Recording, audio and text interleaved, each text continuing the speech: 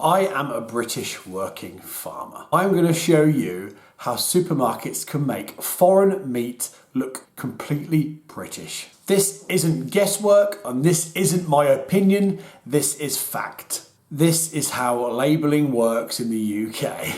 And it's unbelievable. Strap in. So you might have seen some of my fake British supermarket videos where I call out supermarkets for things like farm washing, fake labels and misguiding the public. And what's more, how supermarket branding can make something look more British than it is. A lot of this investigation today and previous videos comes from a witch investigation in 2024. Others include the Farmers Weekly, the Food Standards Agency's National Crime Unit. Pretty intense, and I'll include the links below.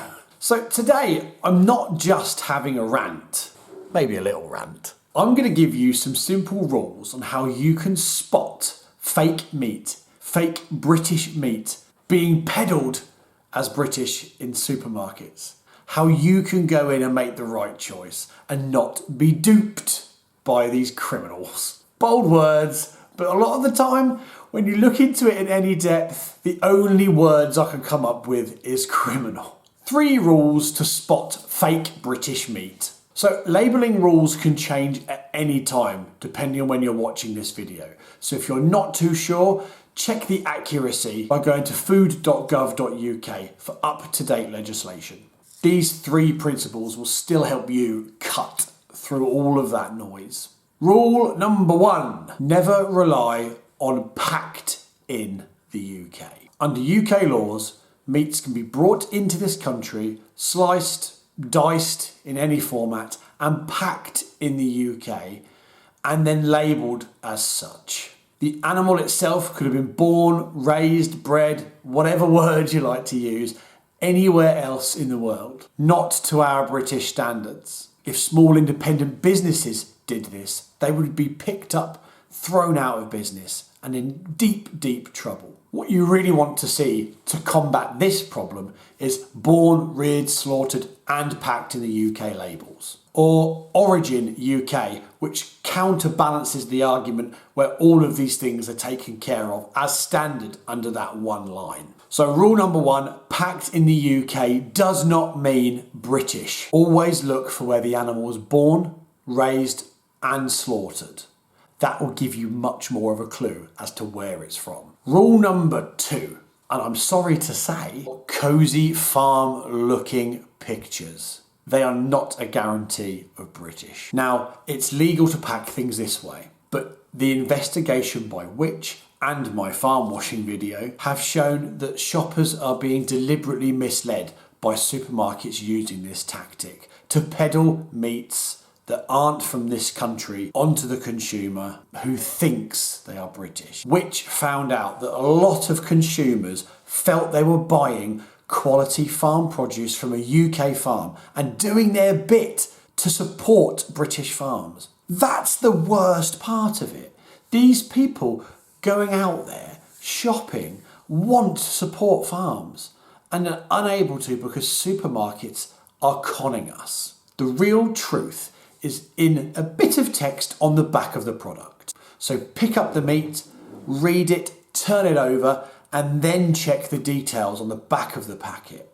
Origin. If it says Origin UK, born, slaughtered, raised, that kind of thing, it will be British. If it says Origin non-UK, lists another country, EU or non-EU, then you are not buying a British product, no matter how big the flag is. Now, brands can do this within the law, but as the FSA's crime unit and Which have pointed out, labelling can still leave customers thinking they're buying the right things, the wrong impression. These investigations truly highlight the manipulation that consumers are getting from supermarkets. And we're busy, we want to get in and get out and haven't got time for small print. Supermarkets know this. Rule number 3. The more processed it is, the more you need to check it. This is how they really slip in the foreign meat. A lot of supermarkets know we're looking for it now. So on the face of it, a lot will be British now. Not because they want it, because that's what you want and they have to bend to your will eventually. So how they really rack up the cash, rack up the profit, they slip it into processed foods and they brand them as British. So things like sliced ham, processed meat, bacon and sausages, generally meat on deli counters, stuff like that. Stuff where you can't actually look at the labelling, etc. For some of these, the origin isn't really front and centre or easy to find. And that's allowed under the rules. It's nonsense! So at a deli counter, you might not see a clear label on that sliced ham, cooked beef, etc. The FSA have warned, FSA Crime Unit have said, when you're at something like a deli counter, the only true way is to ask. But as we all know at supermarkets, a lot of the time the staff aren't fully trained either, so they might not even know. It's your right as a consumer to know where your food comes from. It's their job as a supermarket to have complete traceability and honesty, and we know that's not the case. So ask them, do you know where this ham was reared? And don't assume a rustic chalkboard means it's just from down the road. So that's my 3 rules. Let me show you how I actually shop for produce. Because as a farmer, this thing drives me mad. Some people probably think I'm crazy, but you have to check everything. If you don't, all they will do is try and trick you, try and con you. With bacon, ignore the flag, look at the source, look at the origin. Turn it over.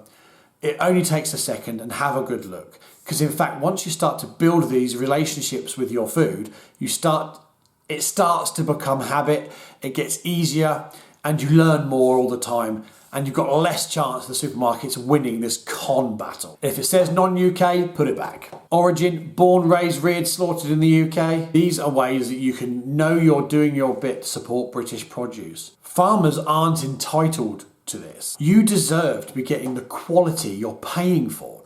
British produce generally costs more, and that's because the welfare standards are higher, the quality is higher, and you're supporting an industry that costs more to run in this country. In the UK, we wouldn't be able to raise meats to the standards of the imports. It would be illegal. Yet supermarkets think it's acceptable to slap a Union Jack on things, hide it in processed meats, but still make you pay the premium British level of pricing. It's just criminal. And if you do get a chance, head to the FSA's Crime Unit. It makes very interesting reading. They estimate that these fraudulent acts that supermarkets do with the food, it costs UK food businesses millions or even billions per year. So when you take that extra bit of time to look at labels, you are truly making a huge, huge difference. And farms like mine love you for it. You're getting conned, farmers are getting conned, and we're all losing out to make supermarkets richer. And that is not fair on anybody. Thank you ever so much for watching. If you enjoy my content, I do have chats with my members, membership link in the comments. And if you haven't already, hit that like and subscribe button and share it on your YouTube. You would be amazed the difference engagement makes to videos. A lot of people have been hyping my videos too, which is absolutely magical because YouTube gets the knowledge that this is good. We need to get the message out. So if you're sick of supermarkets doing you over, and I'm sick of supermarkets doing me over, I'm doing my bit making the video, do your bit and share it round. Share it with people that might not know this is going on, because the only way supermarkets will listen is if their profits go down. Thanks ever so much.